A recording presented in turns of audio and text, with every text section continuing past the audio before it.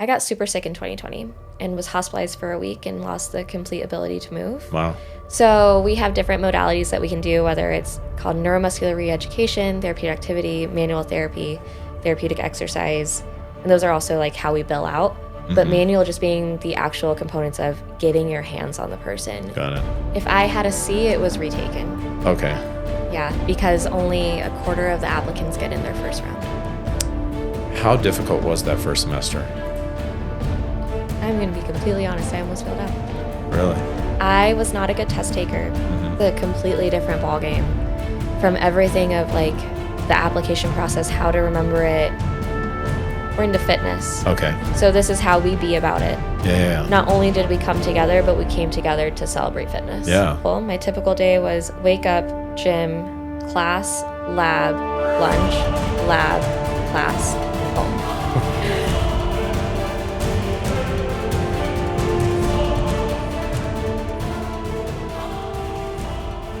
Okay. Are we ready? All right. Welcome back, everybody. Career and Insights, episode 3. Today we're talking with Emma.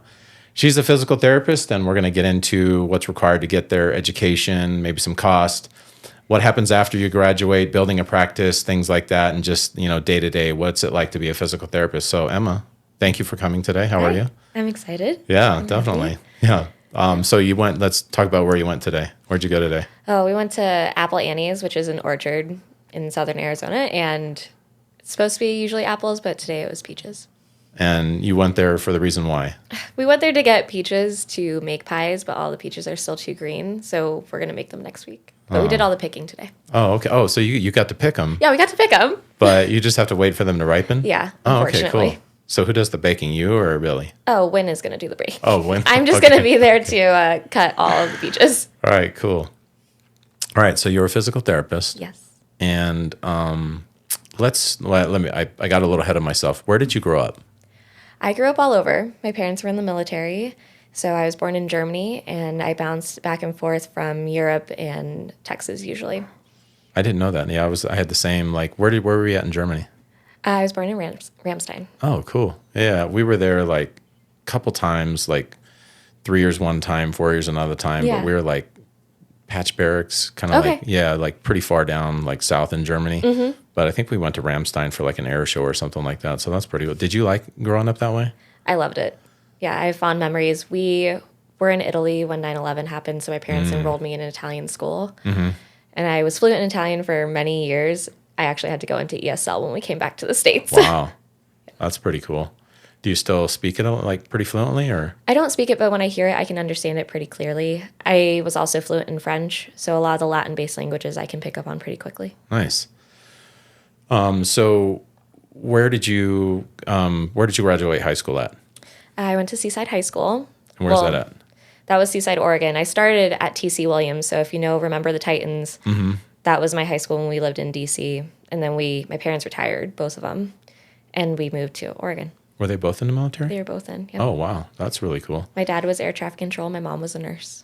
Air traffic control. That's one of the most stressful jobs that you can have. Yeah.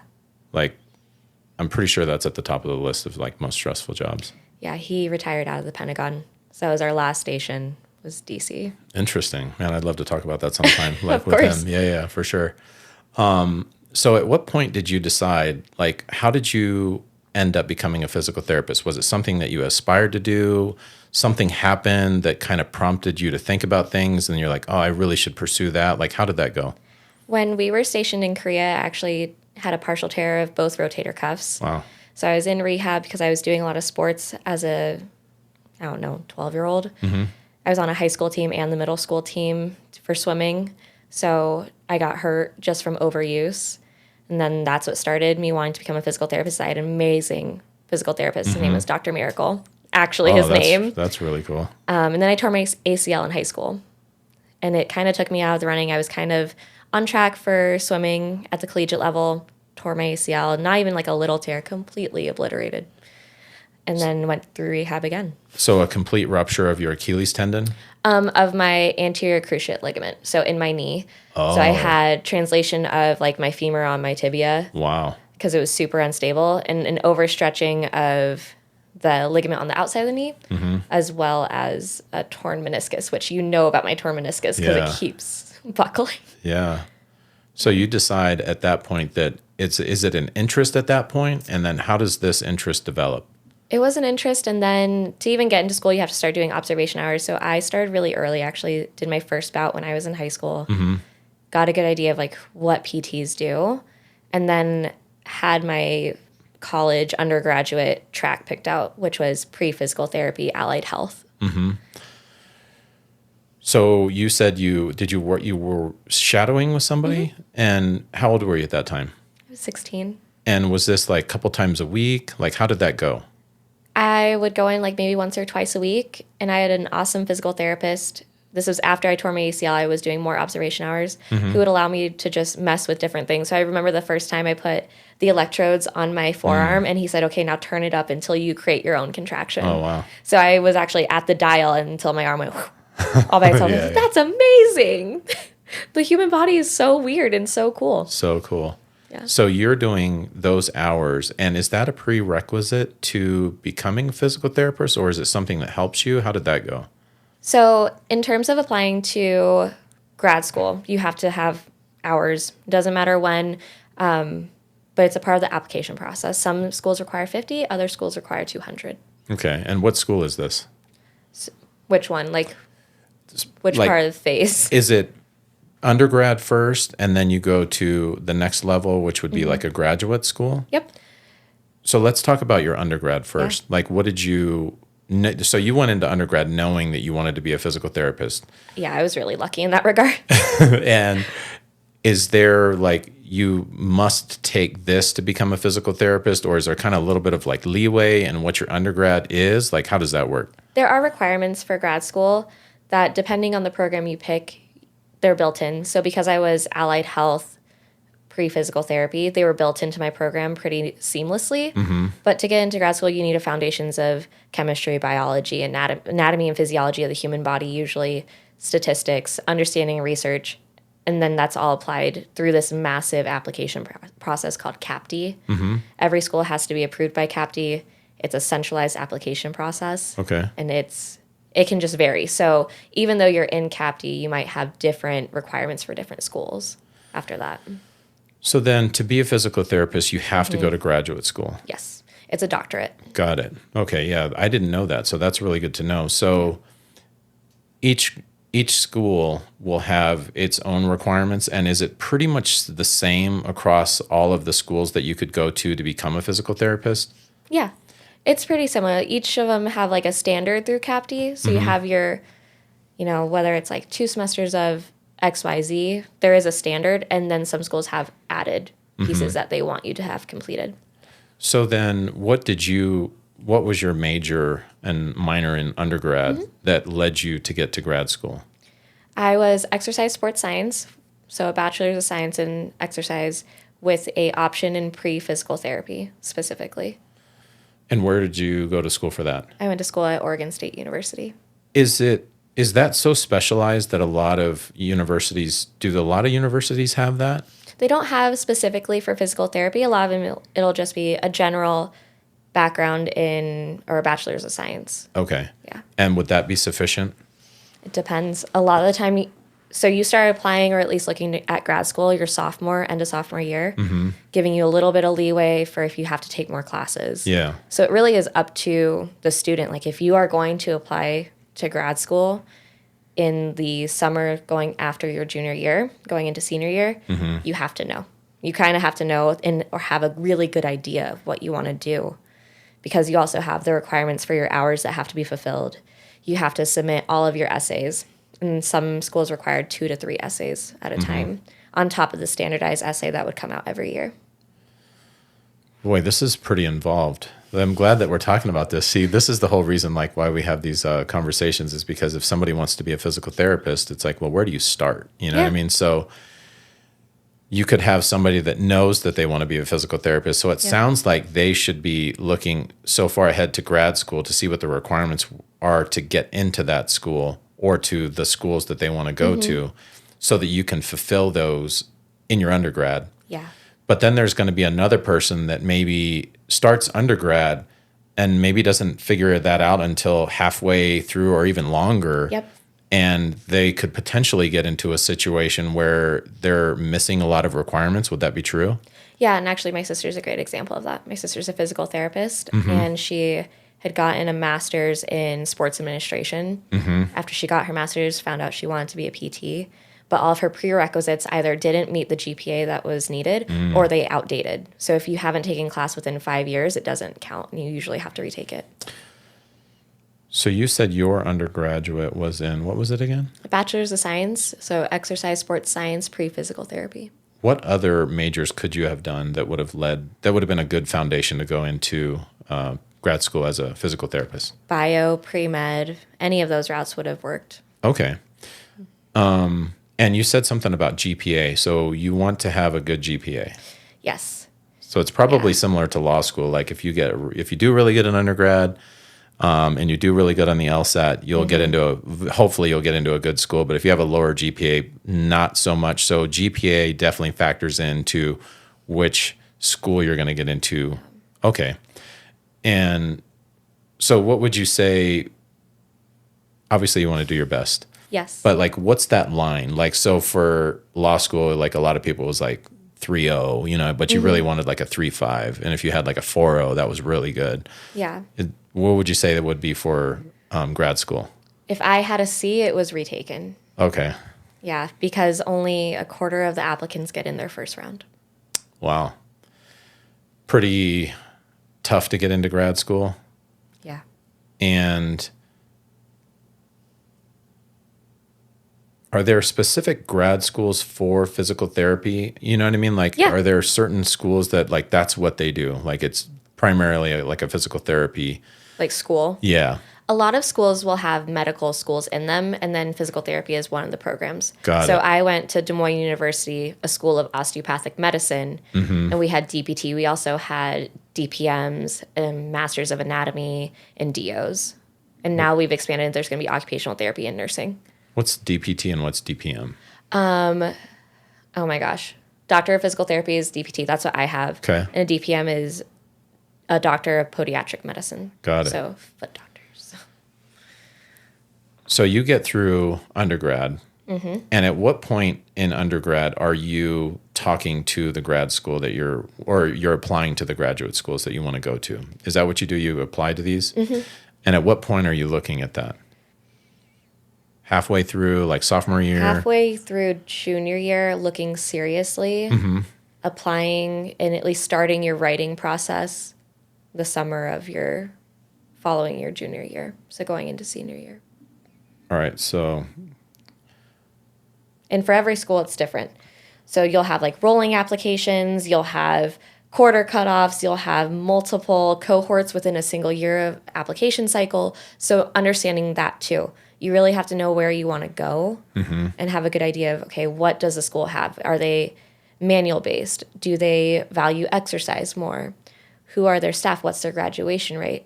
And not just graduation rate, how many of the students that graduate pass their boards exam within the first year? Okay. So somebody that's wanting to apply, what are the general requirements? Good GPA? Is there a test that you have to take? Yeah, and a lot of schools are doing away with having to take the GRE because it's not a good representation of your knowledge. If you think about it, a lot of the students go through like calculus, but it's an algebra-based exam. Yeah. It's really hard to test the knowledge of someone who hasn't taken a math like algebra since they were in high school. Yeah, for sure. So a lot of schools are like, it's a terrible exam for us to measure our students against each other. So it's a lot of letters of recommendation are massive. In GPA and extracurriculars. What would be examples of extracurriculars? Were you in the physical therapy like club? There's usually a pre-PT club. Were you in the pre-med club? Did you do things other than just go to school? And they like kind of romanticize it in shows kind of like Gilmore Girls where she's applying to Harvard and she's like, I don't have enough extracurriculars. They actually do matter because it shows your interest outside of school. And that's what makes a good physical therapist is who are they as a rounded person. So is this where those hours you were talking about earlier would come in? No, those are required. Those are you Okay, go got and you it. sit in a chair and you watch a physical therapist do their job for hours on end. And if you're really lucky, like I was, you have a PT who lets you help with the patients, do your own thing, gives you homework assignments to learn more about the profession. And I had that. So letters of recommendation, the typical 3 to 5. Yep, from professors and colleagues and previous employers usually. Previous employers, GPA. Now, application process. I'm assuming this costs money. Oh man, yeah. Okay, so how many schools did you apply to? I applied to 5. And how much was it approximately per school? Like 500 to 1,000-ish? About 5. So the centralized application is I think 1,200. Wow. Every time you request your transcript, that's another fee. Yeah. And then every school on top of it has their own fee sometimes. So like if you were to ask me the price, I just remember sitting there at one point senior year and be like, I've spent over $2,000 applying to school. So I hope I get in. That's insane. Yeah. It was very similar for like law schools. It was like you pay all this money, you don't know if you're going to get in or not. Yeah. You get the rejection letter or you get a, like, hey, you got in, that type of thing. Yeah. So that is really important for people to understand that like you can apply to as many schools as you want, but it's going to come at a cost. And that's not to discourage anybody, but it's good to know ahead of time that like, hey, when you're looking at the schools, not only look at the schools and what the requirements are, but like, what does it cost to actually like apply to each one of these schools? And is there like, I can't remember, it's been a while for me, like for law school, but like, is there like a time frame where you have to apply? Okay, what's that? The application, they send out an open notice to anyone who wants to apply. It opens and then you have a certain deadline to submit everything by. And even just meeting that deadline. So you have to have your stuff kind of prepped. Yeah. And then the writing prompt changes every year. So even if you practice a previous writing prompt, it's not going to be the same. What is a writing prompt? So our writing prompt was something about adversity. Like tell us about a time when you've encountered adversity and how you handled it. Versus why do you want to become a physical therapist? Okay. Which is the worst prompt ever because admissions reads the same answers all the time. Yeah. So if you don't stand out there either, they want to see that you are different from every other person. And this is a part of the application process? Yeah. What was your question again? Like your writing prompt? Do you remember? It was like speak on a time that you faced adversity. Okay. And how you handled it. Did you talk about one of your ACL rupture or do you remember? I don't really remember what I talked about. I just remember that I hit on the fact that no matter what you're going through, finding that middle ground with the person, it doesn't need to be one side. And I carry that to this day. Something I've found as I've gotten older is people have such a hard time with the gray space. It's either black or white. And the big thing is no one wants to usually buckle or compromise or find a meeting ground. And that's what I talked about in that essay is you can be right and you can be wrong in the same sentence. Because it's all about perspective. Sure, definitely. Yeah. So is this like, say, give your answer within, no more than 500 words or something like that? Or do you remember? I think that one was 1,200. And I think some of my other schools had mini prompts. Which were 500, and a mini prompt was 5. Wow. All right, so we've got letters of recommendations, GPA, we have applications, and any associated fees, prompts, which would be questions that you have to answer. Yep. Anything else? Like in the application process? Yeah. GRE, I'm trying to think. That's the exam that some schools are having to take, but it's kind of phasing out now? It's phasing out, to get into grad school at least. Okay. I don't think there's anything else. Okay. Yeah, I've heard the GRE is a really hard test. Did you have to take that? I did have to take it. Yeah, I heard it's pretty tough. How long is that, a one-day exam? It's a one-day exam with like writing and math and critical thinking pieces. Okay. And I'm guessing that they make like GRE study books where it's been a while since you've been out of school, and even if you have just coming right out of undergrad, it's probably a good idea to get that GRE book, because I know a lot of exams for like getting into different schools and stuff like that will have like some type of test prep book. Yeah. Did you use that? I had a GRE book. I kind of just looked at the questions. It was really hard for me to go through it. And anyone who talks about a standardized test it really wasn't a good example of like my knowledge. And a little background on what we've talked about. The stats for my graduating class came out right after I was admitted into the DPT program at Des Moines University. And I had the lowest GRE and I had the lowest GPA. And on paper, compared to my classmates, I didn't stand a chance. Statistically, based on my GPA in law school, I was not supposed to pass the bar exam the first time, but I did. And I was like, well, I passed mine too. Yeah, totally. So congratulations. Yeah.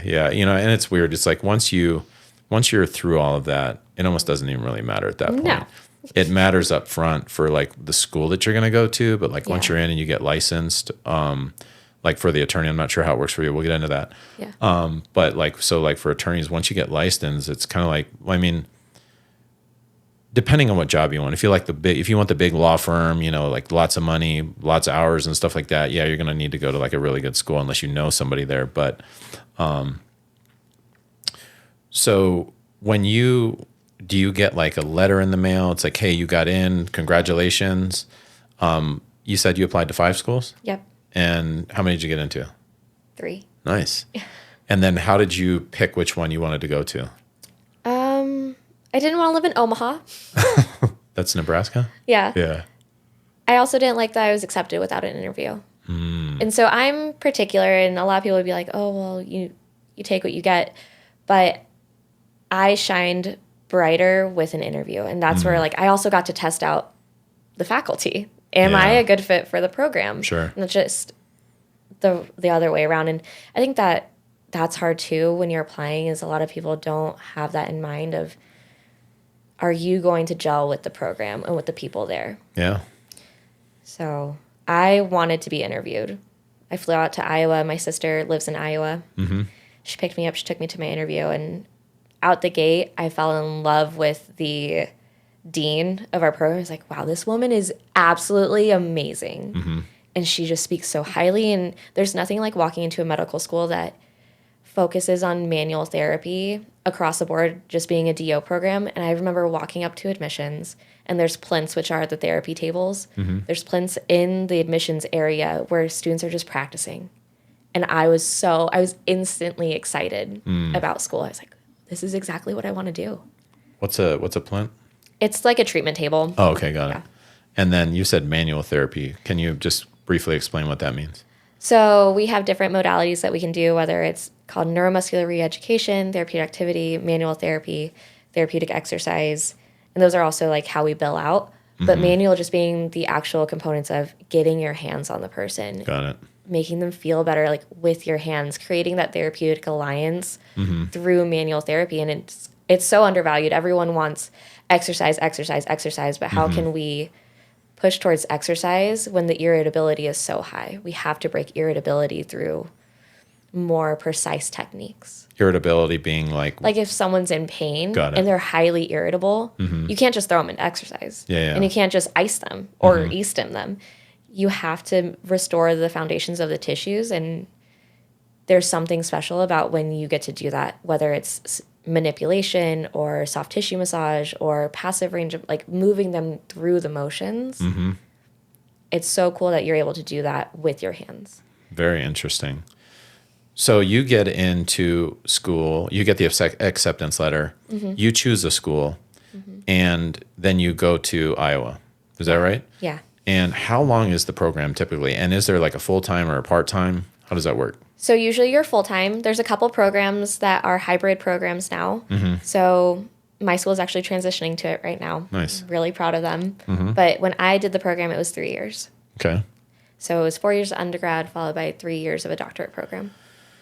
So that's full-time, like 12 credit hours a semester-ish, something like that? More.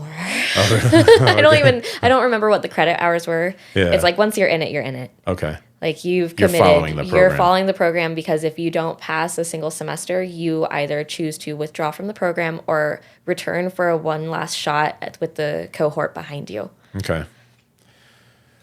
How difficult was that first semester? I'm going to be completely honest. I almost failed out. Really? I was not a good test taker. Mm-hmm. And I am extremely lucky to have had an anatomy teacher like Dr. Dunn, which coincidentally, she was also my sister's anatomy teacher when she went through physical therapy school, and we're 10 years apart. But Dr. Dunn and I sat down and I said, I just can't seem to pass these tests. I don't know what to do. I know the knowledge. And so she actually started giving me verbal exams. What do you think was the problem? Was it structuring how you were studying, or just kind of like organizing the information in your mind?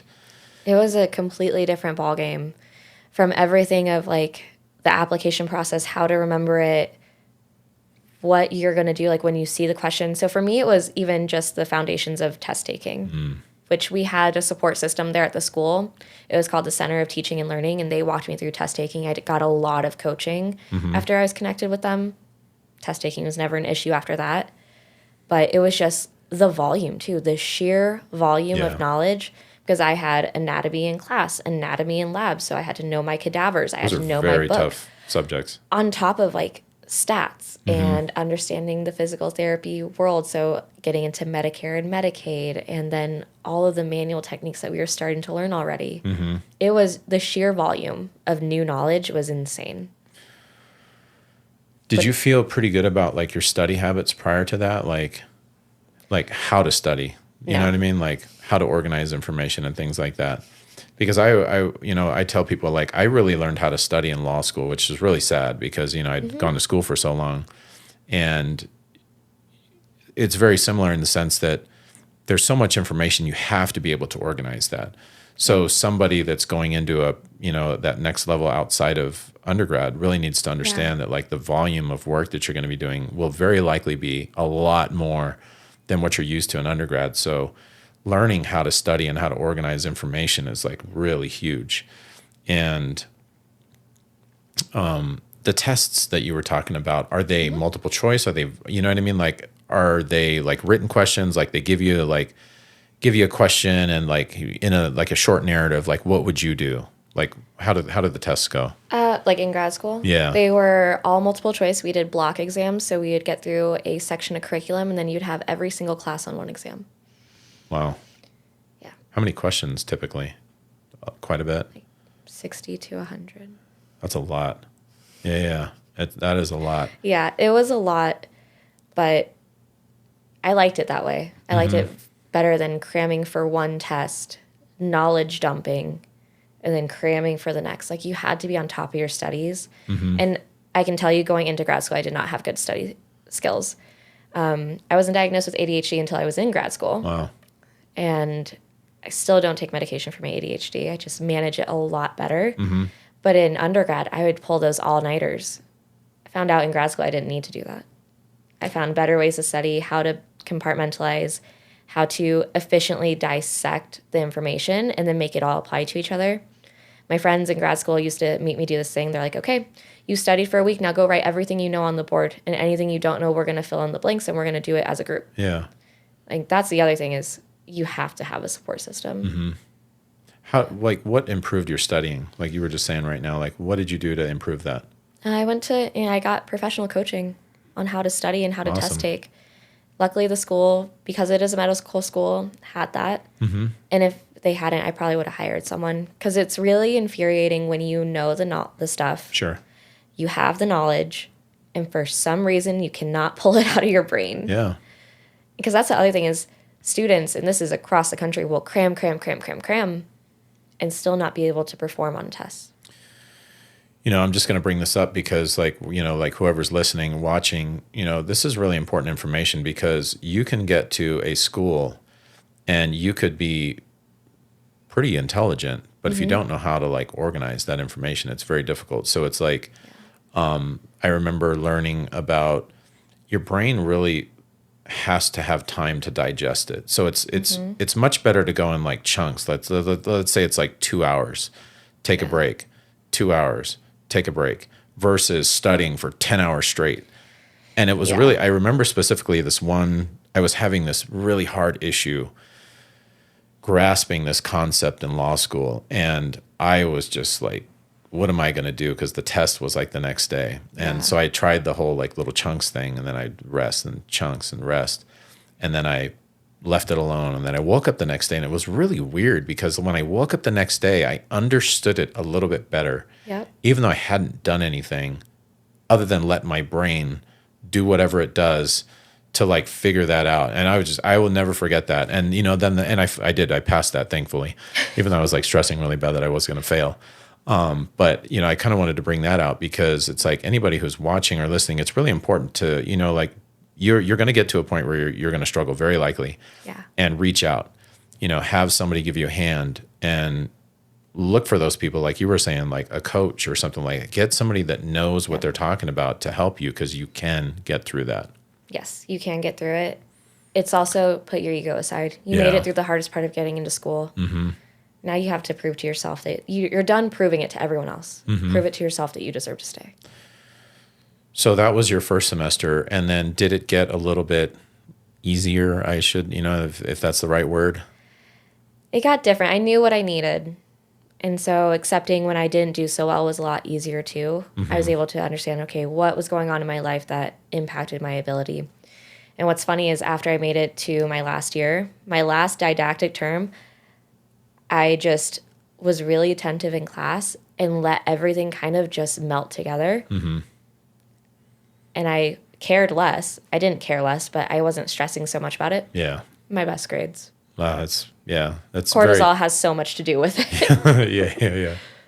It's crazy how like all of that works together. Yeah. So typical summers, you get like the typical summer break. Did you do summer school? Once you're in grad school, there is no summer break. Really? So there's like a 2-week break as your summer break. Yeah. And then you're back into clinicals usually. So where you went to school, are you on campus the whole time? Or are you off campus living? You know what I mean? Like, yeah. Like the breakdown. Yeah. I lived off campus. I actually lived with a girl when I was a first year. She was a third year in my program. And then we lived with the DO. So our school was really cool. They had a platform where you could look for housing and find people that were looking for roommates. Mm-hmm. So we did that. I lived off campus about 10 minutes away. Was full-time on campus my first year. And then after your first year, you go out for your first 8-week clinical, at least at my school.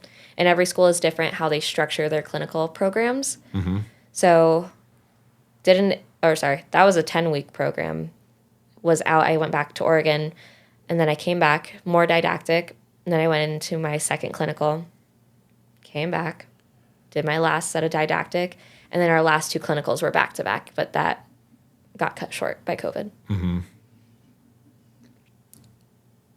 What does didactic mean, and then clinical? And I should ask this first.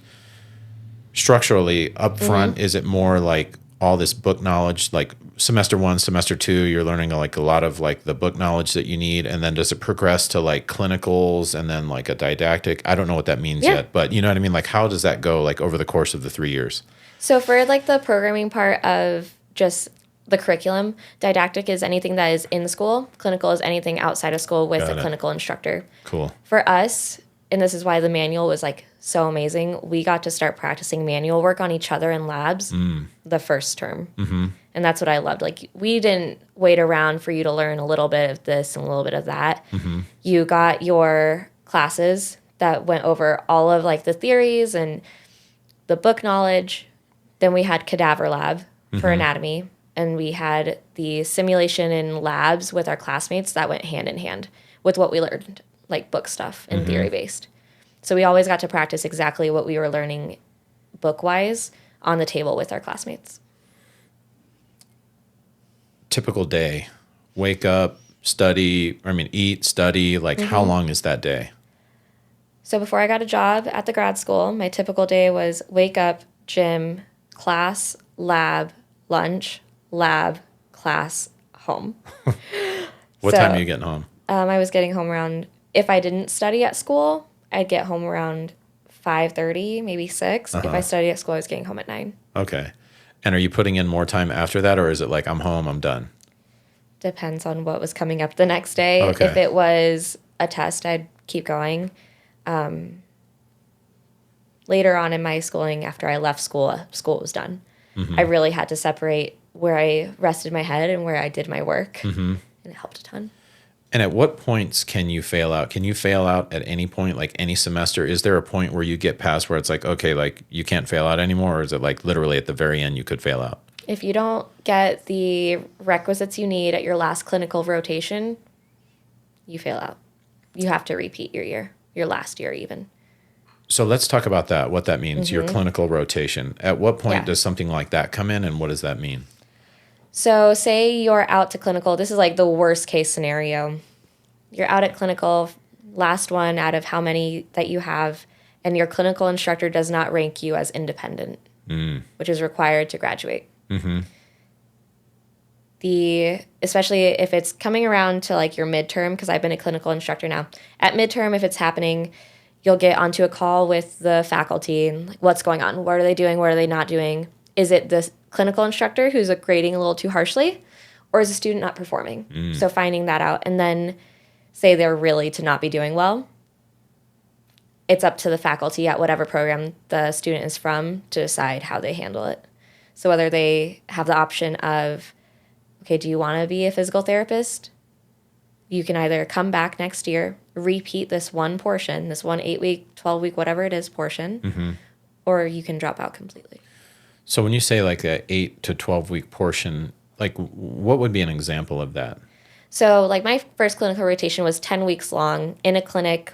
It was at an ATI in Oregon, working underneath the supervision of another physical therapist, and I had to be 25% independent. Okay. So I had to sustain a quarter of her caseload without help. And is there like a minimum number of hours you need to be doing that? You have to be full-time. Okay. So I was there as soon as she got there, I was there. So I worked 7 to 4. How many days a week would that be? 5 days a week. Oh, okay. So It's a full-time job. At that point, so this is a part of your school. At that point I don't know, you're not showing up to class, you're showing up to clinicals now. Yeah. And is there still book work at that time? No. Okay. There's only the work that your instructor gives you, but it's a long day, especially those early clinicals when you're not as hands-on because you don't have your own caseload. It's a long day. At what point do you start having clinicals? Like at what point in the 3 years? I had my first clinical at the end of my first year. Okay. And is clinicals a part of almost every semester after that? Yeah. And Okay. every school is different.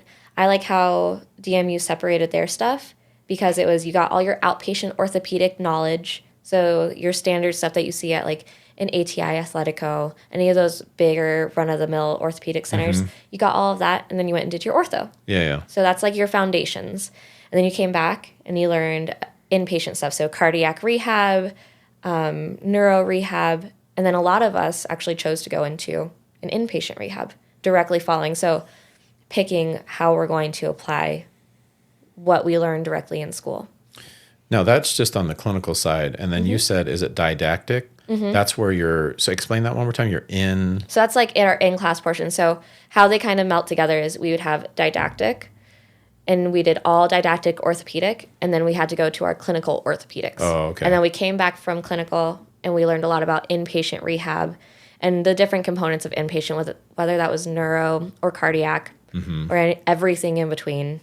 And then you had an option after that. So that second clinical for us, we could pick what we wanted. Some people did ortho again. Some people did inpatient. I chose inpatient because I want to take advantage of the fact that I just learned all of it. And we're going to go apply it. Yeah. And then it goes on from there. The third one I did was pediatrics. So that kind of goes into like the next thing I was wondering about. So in law school, you can kind of like start to kind of branch off in these little areas where you might want to go like after you graduate. Is it similar in physical therapy? And like what could those possible tracks look like? Yeah, so there's just different settings that we can practice in. And it can be inpatient, outpatient, so in hospital, out of hospital. Okay. You can do specialty clinics like a dizzy clinic, so specifically for vertigo, pelvic floor. If you want to go to a sports rehab center where it's more sports medicine, there's all those options, or a cardiac rehab, inpatient trauma. My favorite was the CLC at the VA, so the Continued Living Center, CLC, yeah. And mine was all stroke patients, prosthetic, cancer, helping within our VA system. It's where everyone goes right before they get discharged if they need continued care. Yeah. So, man, there's so much going on that it's like, well, how do people typically figure that out? Like, you know what I mean? Like, I guess I'm assuming like there's some people like that don't necessarily know where they're going to go right out of school, but then there are other people that are like, this is the direction I want to go, and I'm already going now, or like my second or third year. And is that pretty typical in the physical therapy world? A lot of PTs go into it thinking, I want to be sports med. I'm going to work with teams, or I really like working with the geriatric population. Okay. I'm one of those, though, that as soon as I started dipping my toes into the different pools, I said, oh, I could do ortho. Oh, I could do peds. Oh, I could do inpatient. I loved all of it because it's all so different, and it is so cool how you're still in the same profession, but you're doing completely different things. And does the school, do most schools kind of give you that opportunity to kind of like dip your foot in like different pools of water, or is that dependent on the school? It's dependent on the student. Oh, okay. Do they take advantage of the different settings? A lot of people are nervous of trying something different. So a lot of people's experience is in orthopedics. Our school mandated that you take an inpatient rehab center. So that was really wonderful. It forced us out of our comfort zones. Everyone had to do inpatient. But it's really up to the student. Are you going to take advantage of all these opportunities, or are you going to stay close to home? So what would your advice be then, looking back? Don't be scared. And do what with that? Don't be scared. Try something new every time. Every single time. If you want to repeat anything or like repeat a setting, do it for your last one. Because you're not going to know that you want to be in that setting until you've experienced it. It really takes working with kids to think, I like kids, or I don't operate well with children. For sure. Definitely. Yeah. What other advice would you have for somebody looking to go into that field? You know what I mean? Like, do you have any regrets looking back? I should have done this, or man, I wish I'd have done that. I wish I would have experienced more PT settings when I was doing my observation hours before I applied to school. Because I did a SNF, so a skilled nursing facility, and I also did outpatient. So I at least had a little bit of variety in what I was seeing. I wish I would have also been more courageous in class. Like, even once I'm in school, a lot of the times I knew the answers, but I didn't speak up.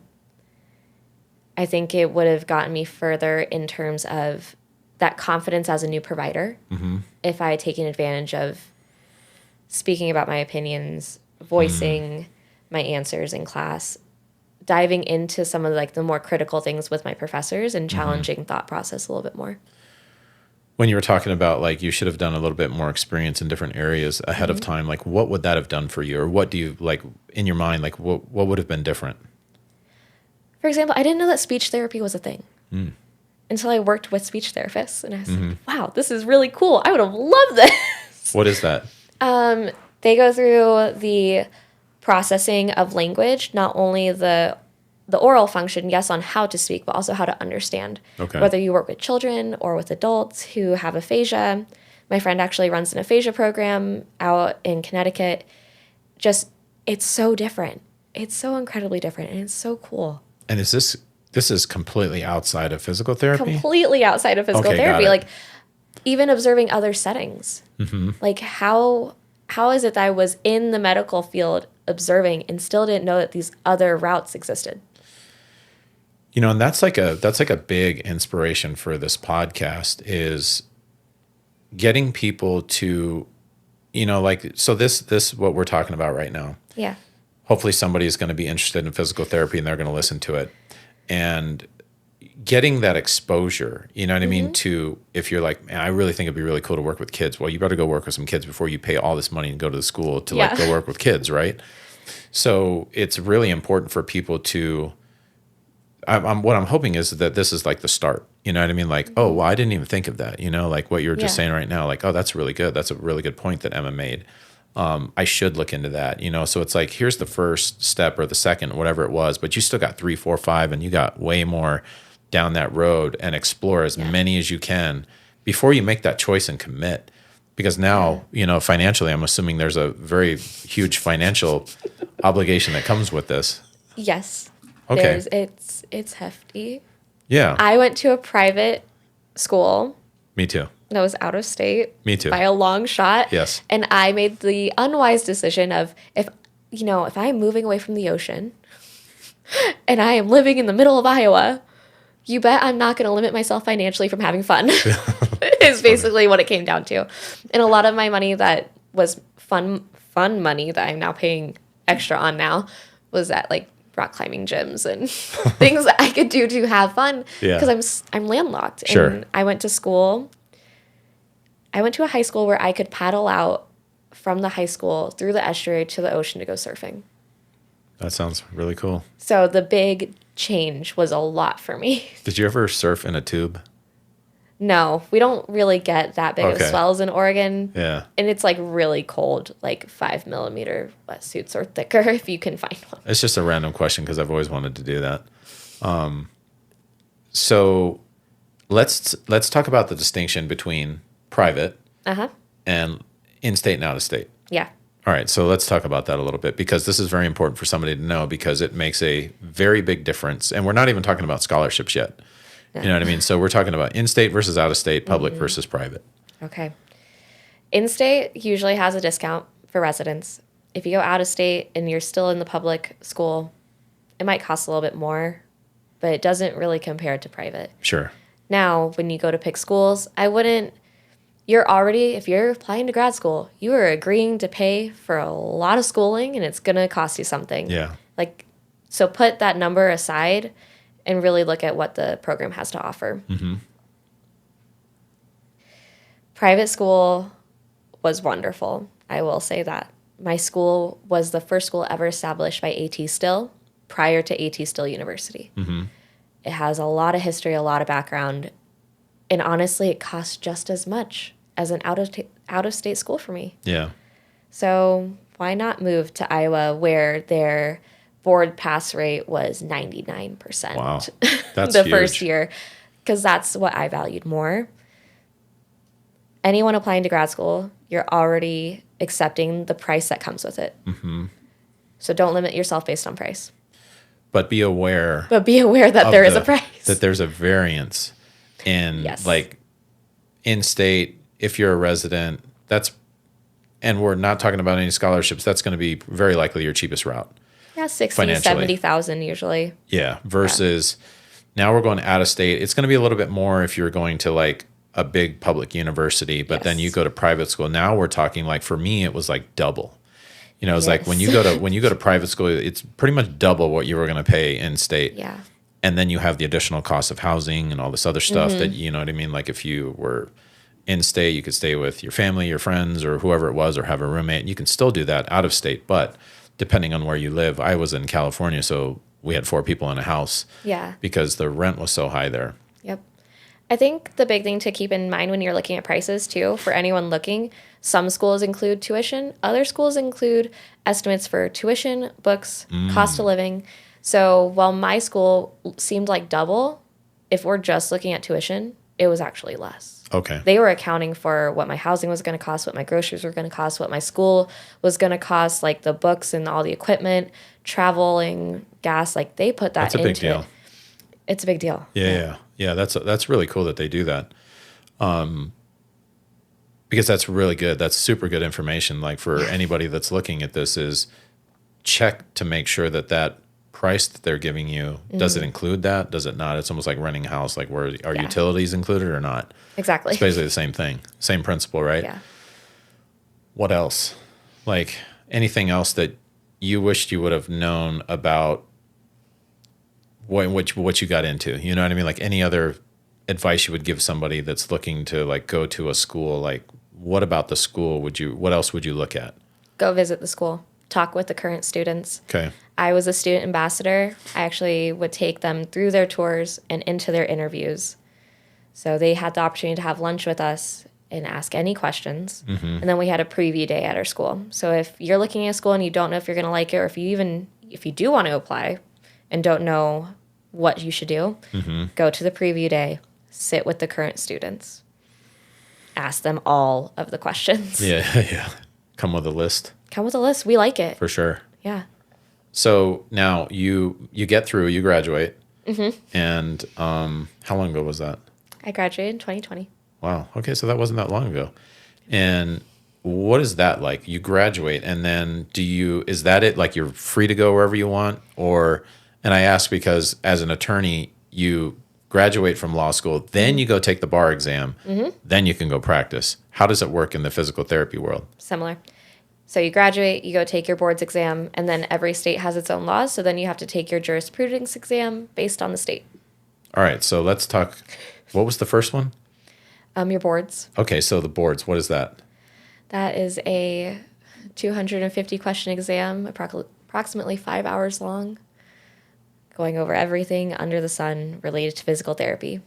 So almost everything that you went over in physical therapy school, you got to know it again. And is it per state? Each state has a different board? No, we all have the same boards. Got it.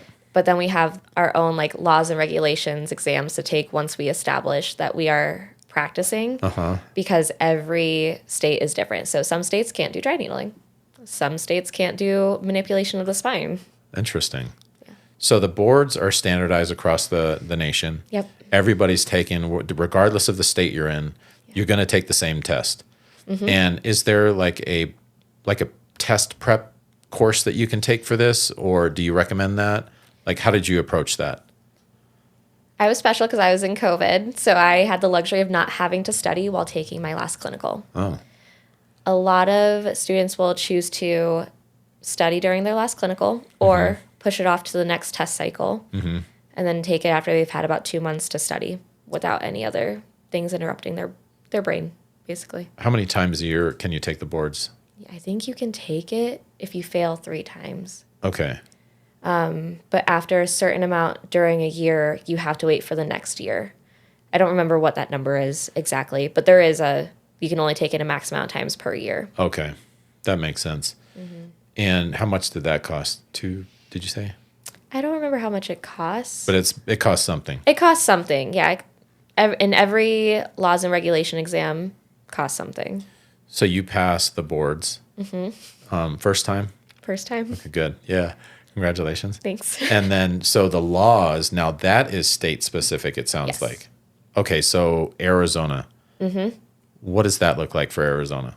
You had to go through and read them, and then you had a closed book exam online with an online proctor, I think is how it was done. The one I took in Minnesota was a proctored exam in a Prometrics proctoring sanctioned site. And I think that was for my Oregon one. So I was licensed in 3 states originally because we didn't know where we were going. Sure. And then we also now have the PT Compact, which is if you're licensed in one state, you can have temporary license. Basically, like practice. You can practice in a certain amount of other states. So Oregon was a part of like Oregon, Idaho, Nevada at the time, and now it stretches across the United States. And was that a difficult test or not so difficult? I thought they were difficult because I didn't understand the laws when I read them. Okay. I don't speak anything like that. I was like, what do you mean? Half the time. And we would dive into it. My now husband, was my roommate back when we were taking these exams. And then our other roommate was also in school. So we would just kind of gather around and be like, what does that even, do you understand this? And we would go back and forth on like what some of these laws meant. Is it like a lot of questions or is it 10 to 30? Depends on the okay, state. so it's, yeah. And is it like a book they give you? They give you like a booklet or, you know what I mean? Like, no, how they does that just go? send us the laws that are online. That's funny. You have no idea how to interpret them half the time. So you pass that. And then now you're licensed to In the practice state. in Arizona. Yes. Okay. And then what happens? Then you find a job. Okay. And that allows you to apply to any jobs that could be out there at different clinics. Like where are the different places that somebody could go to look for a job? Like different settings or okay, so that's like same thing that we talked about. It could be inpatient, outpatient, ortho. Really, you just have to pick. The issue that you'll run into is if you don't have experience, those harder jobs like in the neuro rehab facilities, they usually want someone to have 2 to 5 years of experience. So almost everyone, unless they find a place like a SNF or an inpatient that's looking for employees, like they're short-staffed, will usually go through at least one orthopedic bout in their life. And what does that mean? You'll work at like an ATI, TOI, Got it. Athletico, Okay. Body Central. Like you'll work at a run-of-the-mill physical therapy clinic. And that's kind of what I was like going to ask, because it's kind of similar to that, like in the legal realm where it's like you kind of, you go work for the county or something like that. Yeah. You know what I mean? So and you learn how to litigate at a place like that, and so like, did you go that route? Did you have to do that? No. Okay. If you did do that, like, there's got to be a benefit to that. And what would be the benefit to doing something like that? You learn time management. Okay. High flow clinics are usually operated based off of insurance, which means to meet quota, insurance already doesn't reimburse well. So to meet the quota, you have to see more patients. Private practice, I could see 5 to 8. If I were at a run of the mill that takes insurance, up to 20 patients a day. That's a big difference. There's a big difference. Huge. And that's why a lot of the coaching I do now with new grads is know your worth and know how you're going to grow into the current position you're in. Whether that's being upfront and letting them know that you don't know if you can manage 20 patients out the gate, or that you're going to need assistance of a tech, or that's what a lot of the coaching that I do with my new grads is helping them understand their contracts for work, helping them figure out what is going to be the best route for them, really being there as a sounding board of how do I go about this situation with my clinic that I don't feel like I can operate as the best physical therapist I want to be. What did you do? Like where did you go first? So my husband and I graduated. The world was shut down during COVID. In our little pocket of Iowa, Minnesota, there's a couple PT schools. So there's a high saturation. So we already knew we weren't going to be able to stay. And we wanted to do travel therapy, but travel therapists were being furloughed at the time. So we made a list of the states that we wanted to live in for travel, and then we applied to jobs in every single state. I was accepted for a pediatric position here in Tucson, and I helped start the program for 2 different clinics on opposite sides of town. Same owner, but 2 different locations. So I started in peds. What is that like? So what does that entail? Like I don't know anything about that. Like, so you in pediatrics, so this is working with kids. Yep. And like, in what context is that happening? Like, they have disabilities of some kind, or they've been injured, or all of it? All of that. Okay. Whether it's a baby who isn't meeting their milestones, and we just have to work on those milestones, to a child who is a little neurodivergent, again, not meeting milestones, but having a hard time with what we call motor planning. Okay. And children who are hurt. So I saw everything from teenagers who were shot to babies who couldn't roll. Wow. Yeah.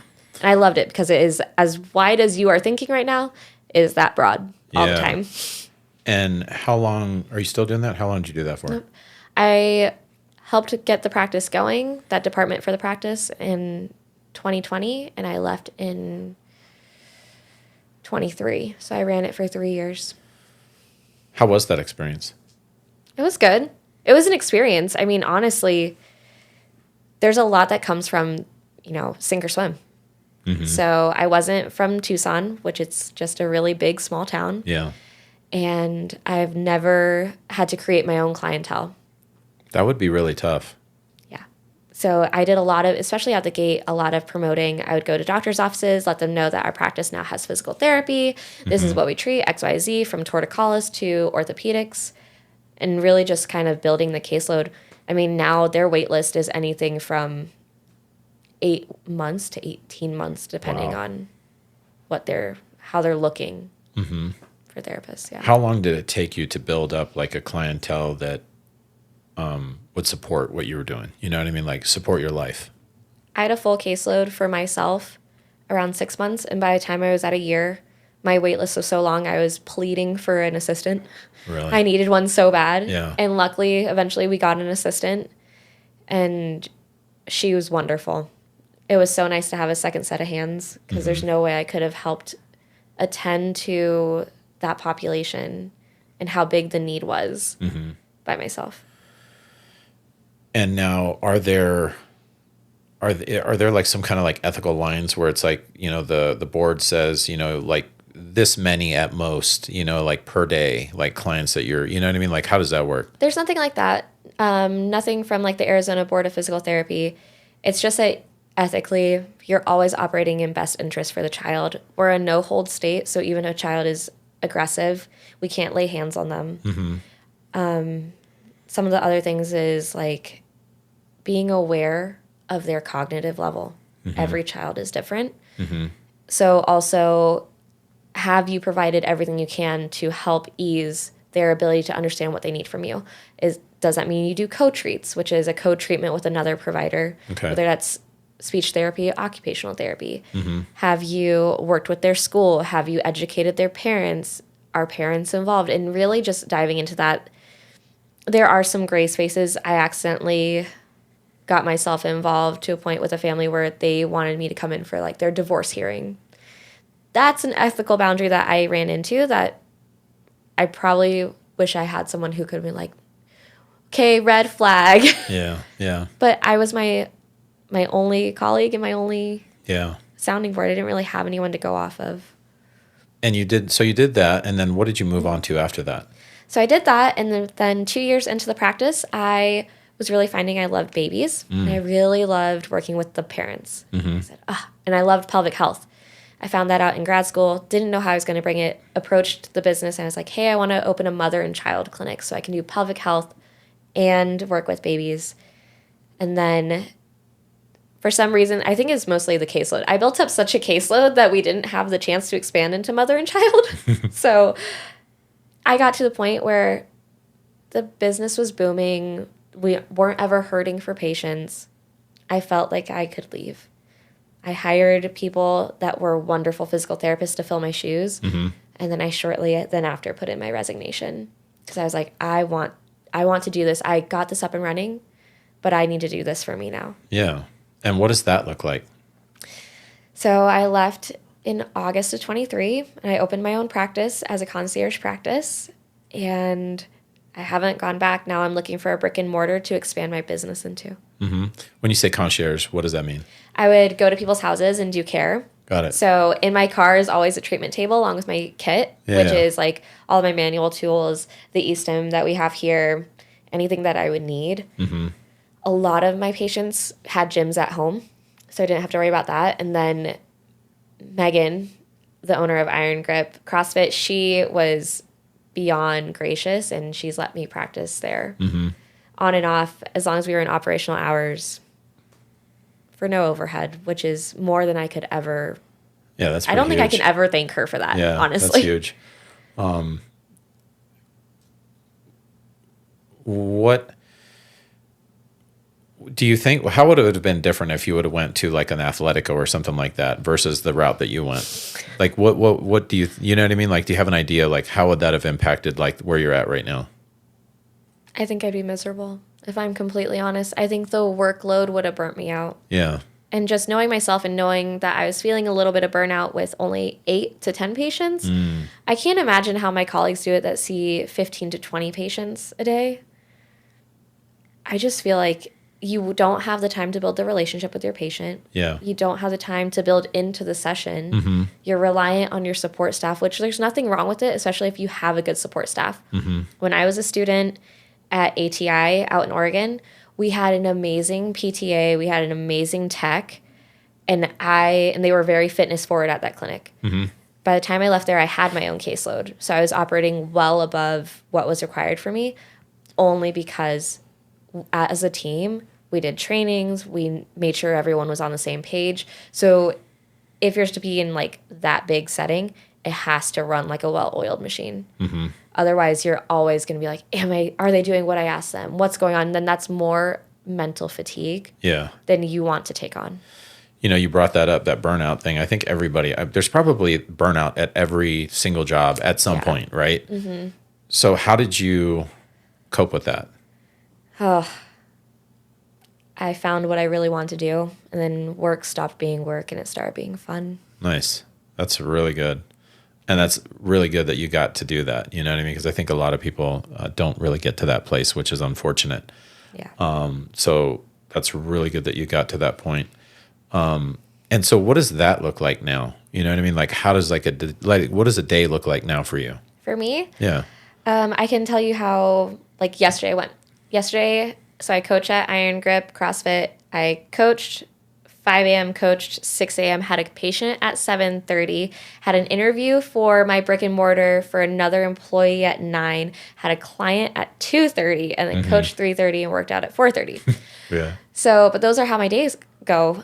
I can have anywhere from 7 patients to no patients in a day. That's a pretty busy day, I'm assuming. Yeah. 7 patients a day. 7 is pretty busy for me because I'm still driving from everyone's houses. So Yeah. if I ever have 7 patients, that means I'm spending 7 hours with the patients, approximately 3 hours in the car, depending on how all over town I've had to go. Now you're looking for a brick and mortar place. That will be actually like a place where you're physically located. Yeah. How will that change your life? Oh my gosh, it's going to give me so much time. I mean, I won't have enough time to listen to my audiobooks, but it'll give me so much time to get other things done. Because of not driving? Because I won't be driving. Okay. So currently, I'm having to do all of my administrative tasks when I get home, all my social media when I get home, any documenting at home because I don't have a place of work where I can sit down and write my notes. After every patient, you have a note to write. So my days end, but then they continue when I get home because that's where my office is right now. So taking notes for your patients. So you have to be keeping track of like what's going on. So note taking, like what does that look like? Basically, you have to dictate everything that you did in your session, whether for legal purposes, yes, but also to track how your progress is going. Okay. It can be anywhere from like 3 minutes to, if it's a really complicated evaluation, like an hour for some of these notes, especially if you're in home health too.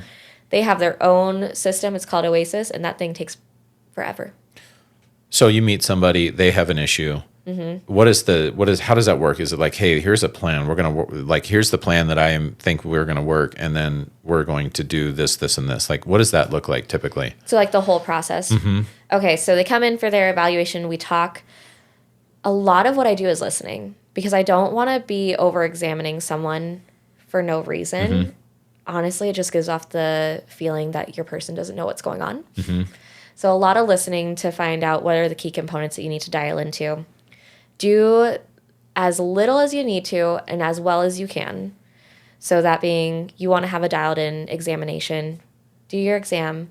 Find where the deficits are. Find what's going on. Give them a couple of exercises on top of providing them treatment. That's like the first day. And establish a care plan with them. So then it's like, okay, I want to see you once a week for X amount of weeks and then taper you to X. So whether that's like once a month or put them on a continuity plan, which is like what almost all my patients go to. That's where they pay a monthly flat fee. They can schedule their monthly appointment whenever. We do tune-ups or we address if they have like little aches and pains that are going on. Yeah. Make you feel better. Nice. Keep you in the game so you never have to pull yourself out. What audiobook are you listening to? I don't listen to self-help anymore, even though I loved it. I've been listening to a lot of fantasy because my brain is always on work that I needed some escape. Yeah. So I'm reading a lot of fantasy books right now. Is this like, what's like a fantasy book? Like Fourth Wing and Iron Flame by Rebecca Yarros or Akatar by Sarah J. Maas, any of the Throne of Glass, like all of those. Some things that my brain can like completely shut off, but also be in something that's just totally different from reality. And you're listening to these as you're driving? Yep. It's like a really good way to like make use of time that feels wasted if you don't. Yeah, I can decompress. Like if I have 20 minutes between patients, it gives me 20 minutes of true decompression because I'm not listening to anything that's causing me to think about work. How does it typically work with, like, you have a patient and they come in with a specific thing, like, oh, my knee's been bugging me really bad, you know, and you like, let's say you come up with a plan and let's say that plan's for like 6 months. Is it very typical to, that's it? Like, all right, you know, if you need anything else, let me know, like, have a good life if I don't see you, you know what I mean? Or is there situations where you're kind of like going like ongoing, like where you're staying with that, you know what I mean? Like how does that work? So that's like our oh my gosh. Restore and perform is what I call it. Okay. So that's the care plan. But we have a saying at Onward that back to baseline is BS. So if you are to go to any clinic, they want you to return to your prior level of function. That is baseline. But what got you hurt? Your baseline. So the question is not just, can I get you to baseline, but how fit will you let me get you? And is that something that's a little bit different than typical like physical therapy places? Because it sounds very different than what I have like seen and heard, you know what I mean? Just in my little experience with going to like a physical therapist and things like that. So it's very different. Like, where does that theory come from? That theory comes from the fact that our medical system has completely allowed people to just stay in pain cycles. Sure. You know, if we only get you to baseline, you're just going to get hurt again. You're still going to have the same issue. Resolving it, some of the criteria is like 90% or 75%. If we're only getting you 75% better, you're still not 25% better. Like, Sure. It's never, can we just improve what's going on? It's, can we improve you to the point that you don't have to come to me? So, for instance, my patients, my average plan of care is 4 to 6 weeks. That's as long as they come and see me. And then they can go on to a continuity program after for however long they want. I've had patients who've been with me for on continuity for a year or longer, just because they're like, I feel good, I do other things. And what that looks like is we get you going, you feel really good, everything has been handled. We send you on this continuity program and you say, hey, my running form just feels off. Okay, so that's what we're going to look at today. We're going to look at your running form. Yeah. Hey, for some reason, like I can't lock out my arm during the snatch. What's going on with that? Okay, let's test what's going on in your shoulder. Let's look at how you're moving. Do a movement assessment. It doesn't have to be what regular therapy is always ought to be. And I think therapy is kind of demonized because everyone just thinks that, oh, I go in, I see the tech, they ice, they e-stim me. Yeah.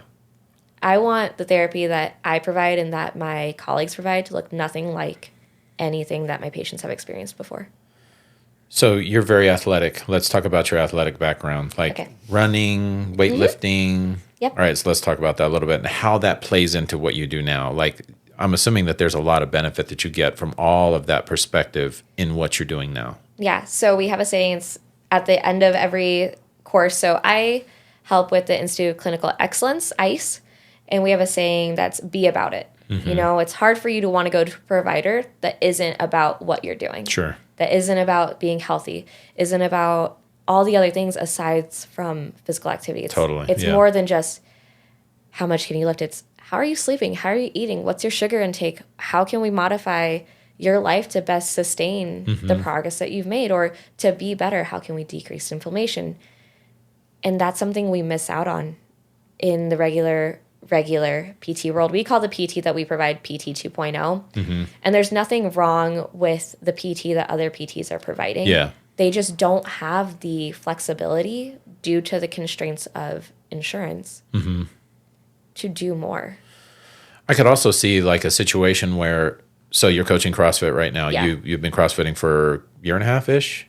Year? Yeah, I think 2 years. Yeah. 2 years now. So, and when you have somebody that's athletic coming in, whether it be CrossFit or weightlifting or running or something like that, you now know like what they're talking about. And you've probably experienced some of the little nags or whatever, you know, like, oh, my knee, you know, overuse issue or something like that. Yep. You know what I mean? And I would imagine that that experience is super valuable for the service that you're providing for your client. Like, talk about that a little bit. So previously I did bodybuilding, and then I was really into running. A little background, I got super sick in 2020 and was hospitalized for a week and lost the complete ability to move. Wow. So also going through like having to rehab myself and go back into general strengthening. It really matters that you know or have an idea of what your patients are going through and how to empathize. And at the foundation of it, it's understanding that someone who is physically active wants to stay physically active. Yeah.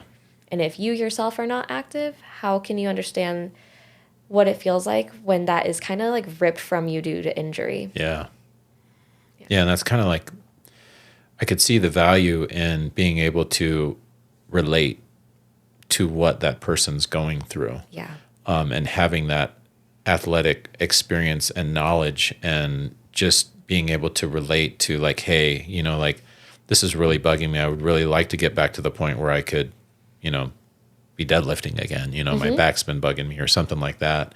Yeah. And that's like, versus somebody that's never deadlifted before, doesn't even know what it is. Right. Not that they can't help, but are they going to be able to help you to the point that, you know what I mean? Or like fully assist in what you're trying to do. Yep.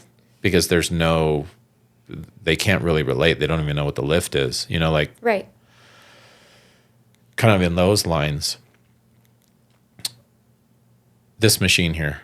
Yes. What is this? You brought this. So this is my Easton machine. It goes with the dry needles that are behind it. So everyone's probably experienced TENS Easton, transcutaneous neuromuscular stimulation. It's the patches that you put on. So dry needling is a technique where we find bound up tissue is what we like to call it, because whether it's trigger points or you really do have adhesions or whatever it may be, we dive the needle into the tissue that's pretty bound up. And there has been a massive transition from dry needling with pistoning, so taking the needle out, withdrawing, driving it back in into tissue, eliciting that twitch response. There's a big change into using e-stim. So instead of applying electrical stimulation through the skin, you actually go straight into the muscle, and the easiest way to explain it is it's a neuromuscular reset. We're driving electricity into the muscle to allow for those tissue fibers to like disconnect, unbind, reset everything so that you can use that tissue again. And this machine, these are the needles right here. Those are some of my shorter needles. Yes. Okay. And is this like a discard box? Yeah, that's our discard box. And then so you would place the needles in a like specific spot, and then you're hooking up electrodes to it. And then what are the electrodes doing? They're driving electricity into the muscles, causing them to twitch and fire. Okay. And how does that work versus, what's the benefit to having the electric stimulation? What is that doing? So if you think about it, tissue fiber, everything comes from electrical impulses, whether it's like the propagation of impulses to allow for the actin and myosin that make up the tissue fiber to contract and relax, to come together and come apart. So this is driving electricity into the tissue to change the threshold that the tissue is operating at so that they can contract and relax easier. Okay.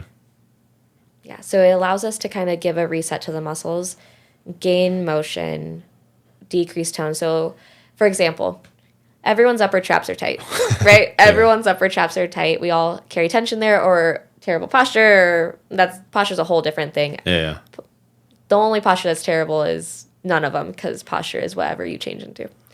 But posture, we all have trigger points. So we take a needle, drive it into a trigger point where the tissue is just like super bound up. The electricity goes through it, allowing contract and relax, get the pump of fluid back into those tissues. Because that's what makes a trigger point too, is ischemia. So the tissue is bound together and not getting any blood. Oh, okay. So now we're facilitating a pump. Interesting. And now we're getting those fibers to come apart so that they can contract and relax. So in your experience, is this pretty effective? Oh my gosh, it has Really? changed my practice. Really? Yeah. It is just a modality like everything else. But the lasting effects of dry needling with e-stim has changed the way I can load up my patient, decreases irritability, it pumps the inflammatory factors out of the area so that there's not so much pain. And then we can get them back to other things. Like, I never needle without loading, meaning strengthening the same tissue after. So we'll needle, and then say it's upper trap skin, needle, and then we're going to go and do shrugs after the needles come out. So now that we have all this new movement in the tissue, let's go use it. Yeah, for sure. And that's literally right after the treatment? Literally during, like, same treatment. We needle, and then we go out to the gym. Okay, that's cool. Yeah. You brought some pictures? Yes. Yeah, let's talk about those pictures that you brought. Absolutely. Okay. All right, so graduation? Yes. So the first one was me holding my diploma. Yeah. It's a very zoomed in photo, but it's from graduating at Oregon State University. Being that it's a massive state school, it took a while for my dad to find me, so I tried to be as stood out as much as possible amongst all the people. Yeah. Graduations are always fun. Yes. And is that grad school on the right? That is grad school on the right. So 2017 on the left, 2020 on the right. That was more of a just like, I finally made it. We made it through school. And this was a tease photo. This is the pose that I used to do in grad school whenever everyone was like, let's take a picture. This is what I do. So we called this the Emma pose. I have pictures of my best guy friend and my husband doing the same pose. How many people are in your class in grad school? I think we had 50. That's pretty small then. Yeah. Yeah. Okay. So you literally probably know everybody in that class. We know everybody. We went to each other's weddings. That's pretty cool. Watched everyone become parents recently. Wow. Yeah. That's really cool. So this is actually for our shoot that we did at Iron Grip. Oh, nice. But it was for all like our brochures. So something that I'm a part of is I'm a pelvic floor specialist. Uh-huh. And I treat pelvic floor. So that's what we're demoing here is just a conversation of what it looks like. That's my pelvic model. I use it on a regular basis. Another piece from one of my social media clips talking about how sex shouldn't be painful, why the pelvic floor is super important, how do we stretch it. That was part of this clip. And so that's this video right here. Yeah. Is that what the pelvic floor looks like? Yeah. And all right, stupid question. Is it just for girls or is it for guys too? No, men have pelvic floors. Okay. All right. Yeah. Not stupid. A lot of men don't know that they can come to pelvic floor rehab. A lot of what we treat for men is like the initial symptoms of like prostatitis could just be pelvic floor tightening and it's pulling on the prostate. And so going in and like teaching mobility and teaching men how to move their hips better, lengthen the pelvic floor, contract and relax it. That's what we do for men's pelvic health.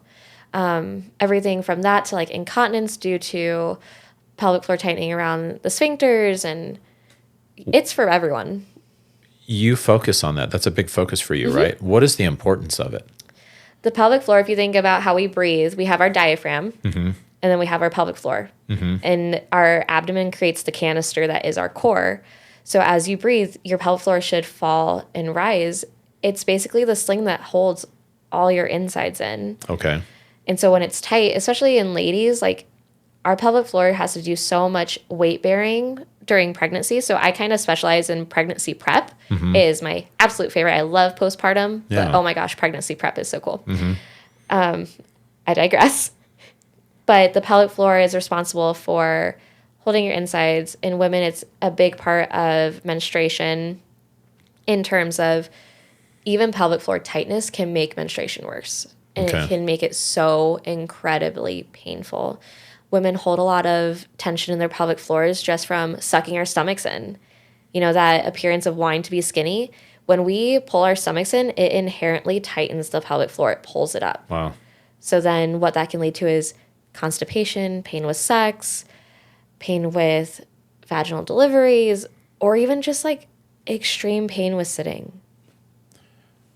Is it something that should be worked on like a regular basis, like every other day? Or is it just kind of like awareness and like things to like, do you exercise it? Yeah, you can exercise it. Okay. You can learn to contract it and relax it, just like any other muscle in the body.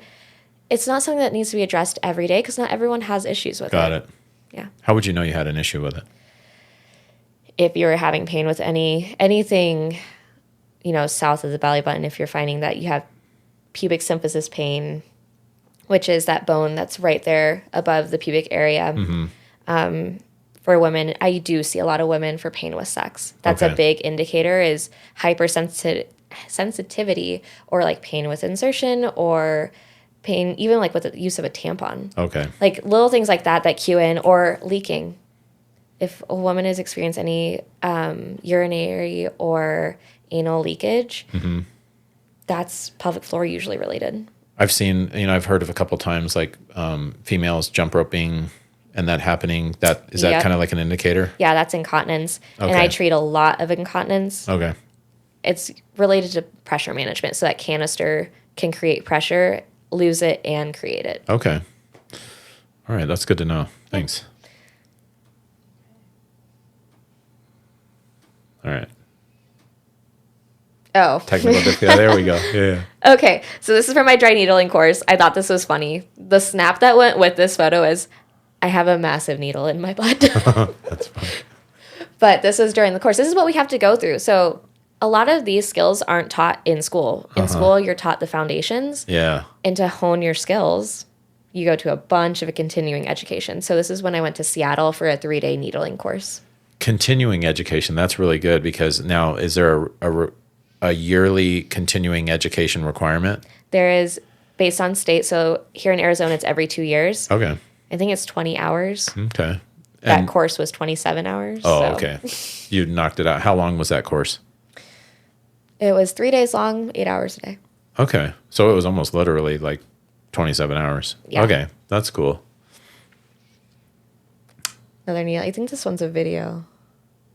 Okay. So that's this is the machine. Mm-hmm. All right. This is dry needling, right? Yep. So what's happening right here? I can't tell what part of that's someone short. So we're in the lateral quad and we're going in and just releasing the muscle. I'm pretty sure this is from my class. Okay. And do you recall what the issue was here and what were you trying to address? I think we were trying to find tender spots in the lateral quad. It's really like trying to stay off of that IT band, finding those tender spots, and just kind of trying to improve length, function of the muscle itself. Got it. So this is from just learning. What is a typical dry needling session like this? How long does it typically last? Depends on what we're looking for and Okay. what we're looking to improve.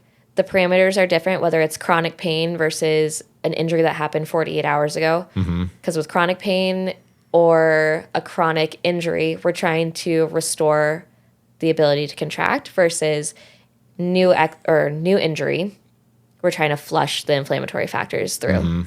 So not only get the old stuff out, but bring new and fresh blood in. Yeah. Awesome. Yeah. Again, it was just a lot of videotaping that weekend because I thought it was so cool. Uh-huh. So we were just going into that we weren't doing VMO, but we were doing rectus femoris, which is crosses the knee and the hip, massive hip flexor.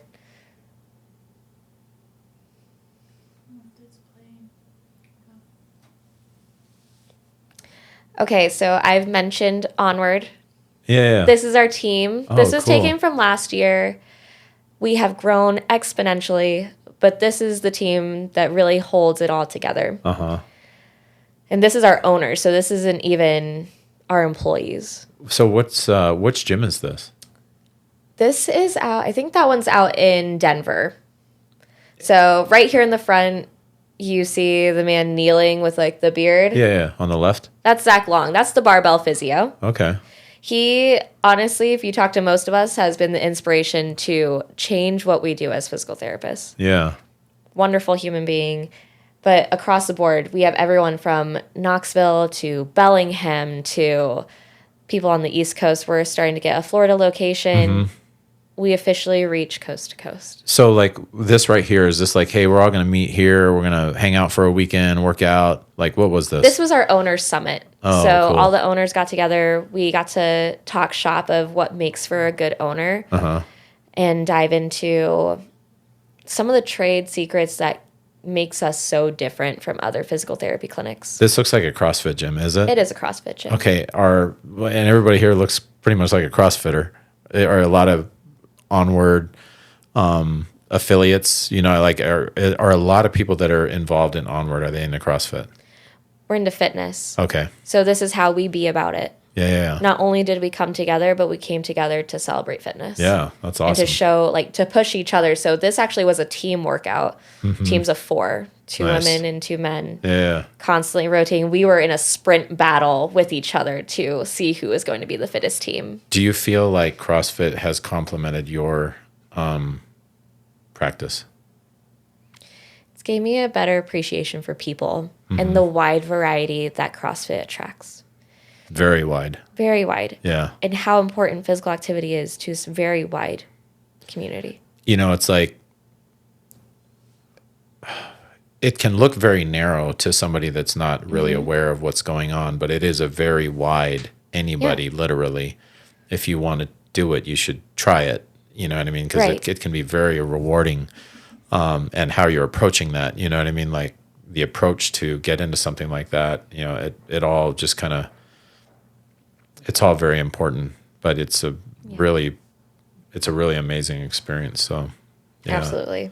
Like everyone looking at this photo, I see providers that specialize in mountain biking. My husband's in the back and he is a golfer.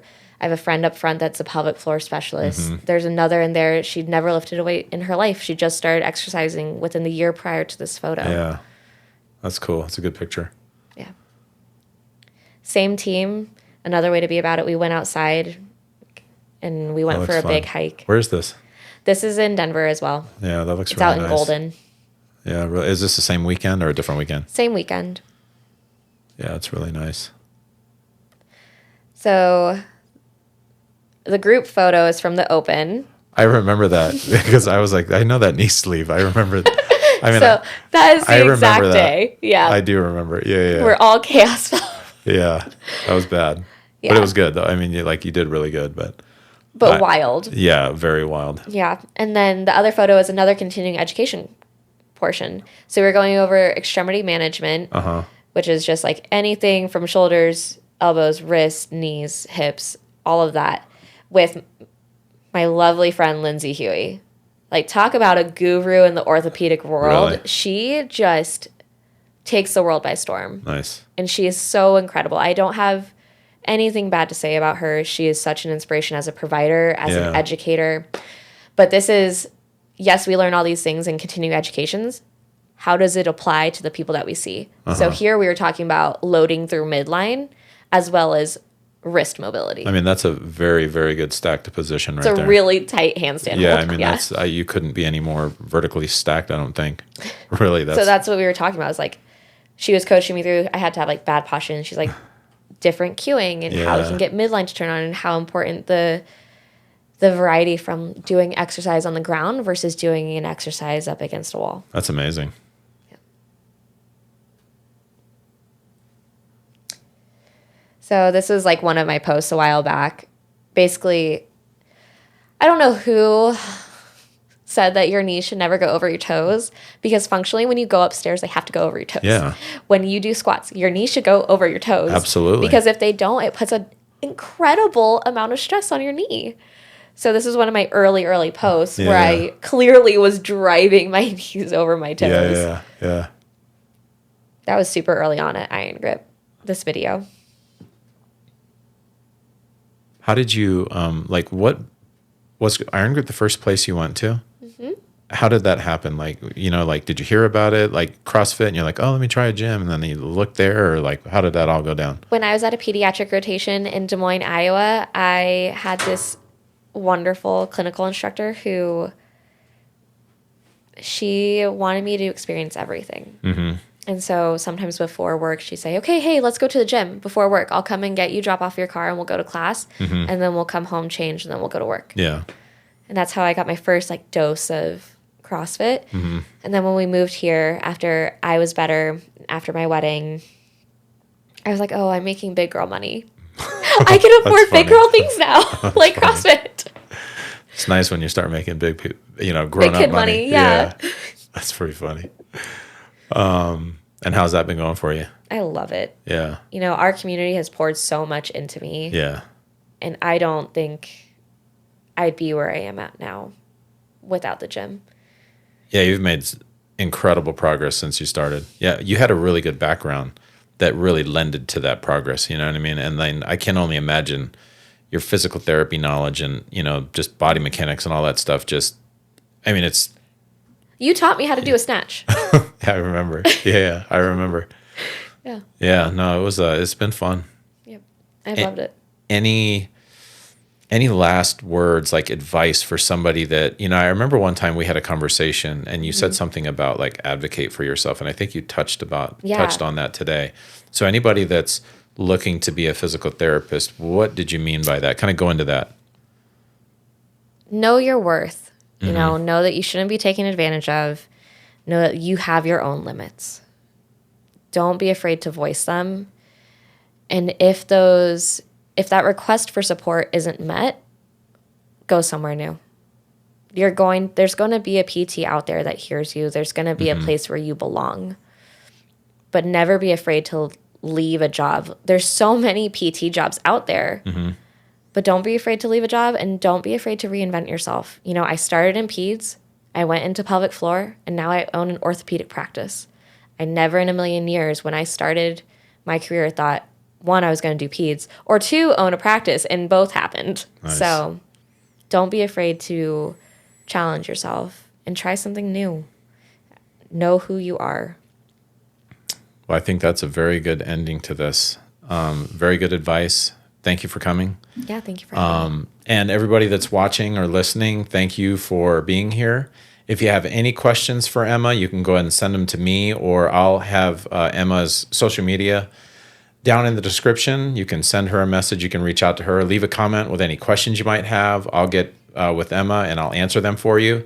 And if there are any other professions that you're wondering about or that you'd love to hear about, let me know, and I will do my best to try to get somebody that does that on the podcast. Thanks.